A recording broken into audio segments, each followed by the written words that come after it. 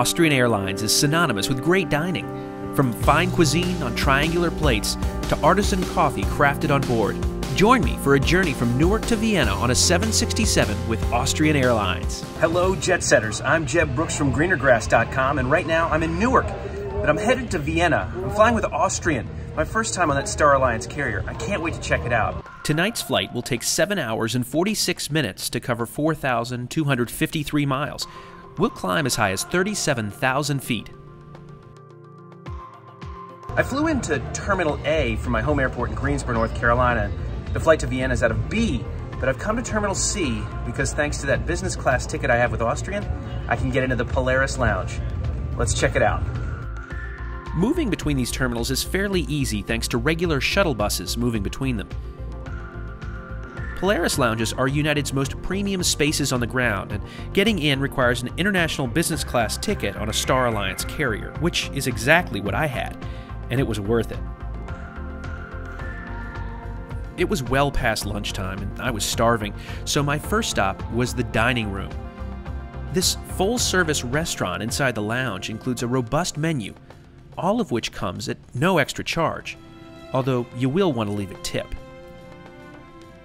Despite the appeal of the lamb kofta or the miso-glazed salmon, I was in the mood for a burger. Now, service was slower than usual, but that's a problem at a lot of service-based businesses right now, so it's tough to be upset, especially with views like these.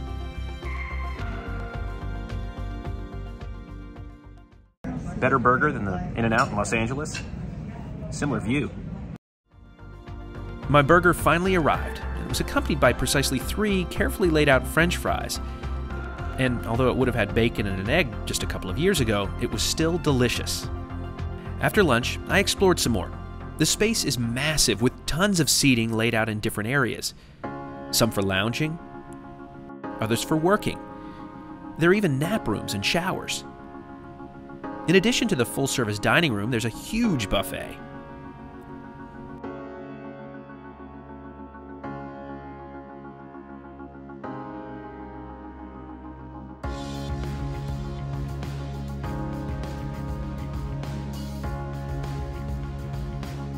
And there's even a tremendous bar with massive options.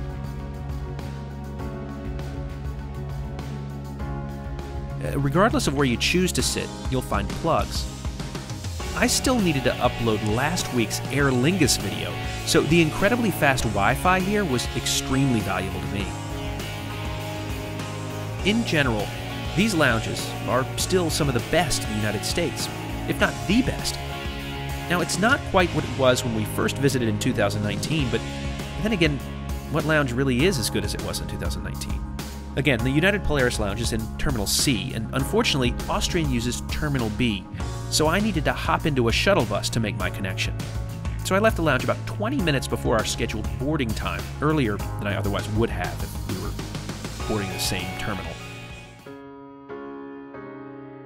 Terminal B is just not a very beautiful place, I'm sorry to say, but I still had enough time to check out the Lufthansa Business Lounge. Now, this is the lounge Austrian business class passengers can access within Terminal B. As you can tell, if you're like me and have extra time, the United Polaris Lounge is just better. There is a buffet here, but seating can be tight.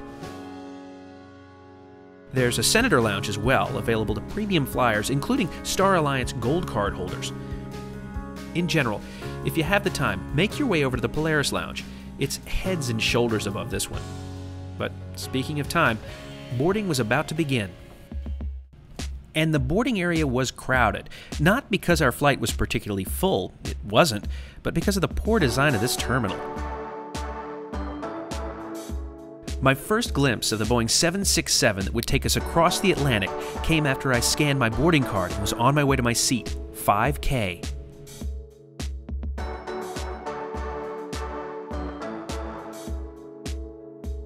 And once I was on board, the distinctive Austrian red and light blue colors came into full display. Odd-numbered seats, like mine at 5K, are better because they offer a bit more privacy since they're closer to the windows and that shelf blocks the aisle. The seat itself is compact and comfortable.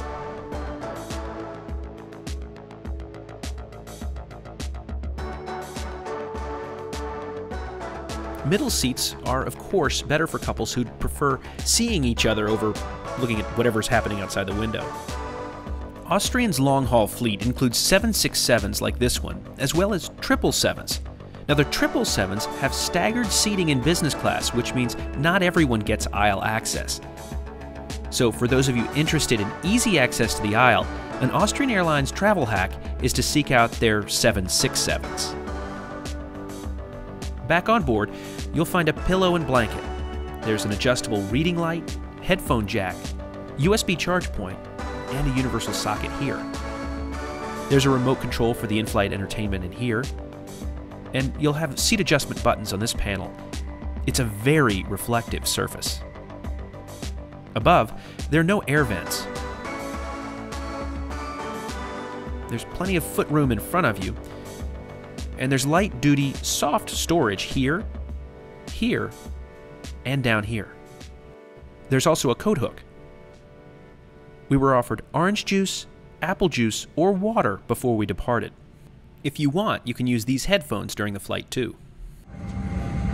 Good afternoon, ladies and gentlemen. The captain would like to welcome aboard this Austrian flight to Vienna. The boarding is finished, but we're still waiting for the cargo loading. It will take another 10 to 15 minutes, but we should make it on time, and the flight time to Vienna is around 7 hours and 50 minutes. Reservations later. Thank you.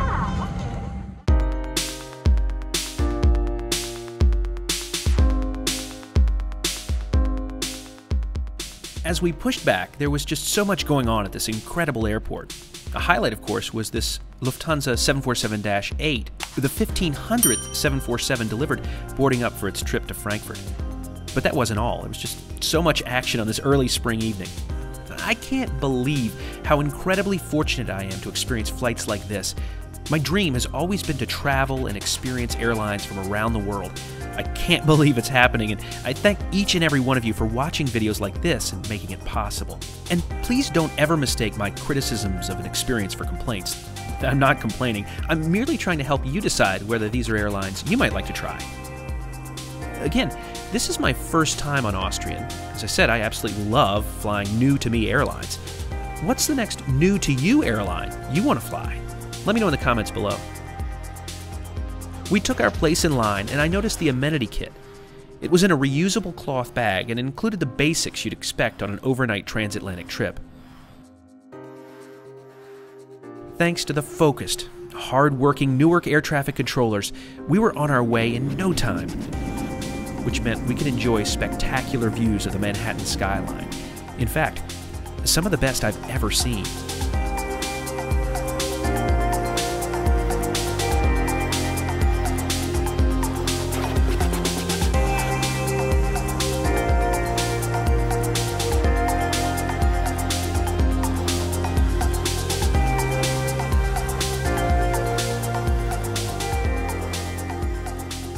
Like the seat adjustment buttons, the in-flight entertainment screen was more mirror than screen, and there honestly wasn't all that much to watch, I'm sorry to say.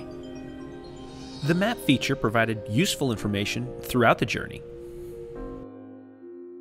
I lounged a bit, opened the tray table, and watched the Northeast United States fade into the background. This distinctive red winglet certainly makes the view unmistakably Austrian. A flight attendant suddenly appeared with a hot towel, a signal service had begun.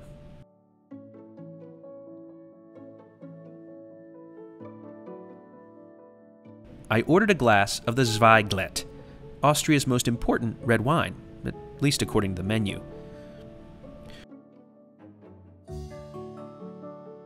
The first course came, a beet salad. Now, I love these triangular plates so much. Not only are they distinctive, but they also save space on a tray. I think airlines that find interesting and quirky ways to celebrate themselves and make themselves distinctive are probably the most interesting. The beet salad was fresh and delicious. Now, in an unusual move for me, I asked the flight attendant what I should order. "What would you have?" I asked. She suggested the salmon, but for just a moment I kind of freaked out. I mean, I wouldn't usually order salmon on a plane, but knowing that Austrian is known for its culinary delights, I leaned into her suggestion. And I'm so glad I did. It had a great flavor and wasn't too fishy. The horseradish sauce was the highlight, and in what I took as quite a surprise. It was cooked perfectly. For dessert, I had the bread pudding, which was a very nice way to conclude a very nice meal. Before bed, I took a walk through the Boeing 767. Economy is laid out in a couples-friendly 2-3-2 configuration, and as you know by now, business comes in a 1-2-1 configuration. Before my walk, I'd laid out the seat into bed mode. A flight attendant had kindly added a bottle of water. The footwell is quite narrow, and the screen is hard to see from this angle, particularly because it's so reflective. But none of that mattered. It was time for some shut-eye. Only 4 hours of sleep is exactly why I now prefer flying to Europe from the West Coast.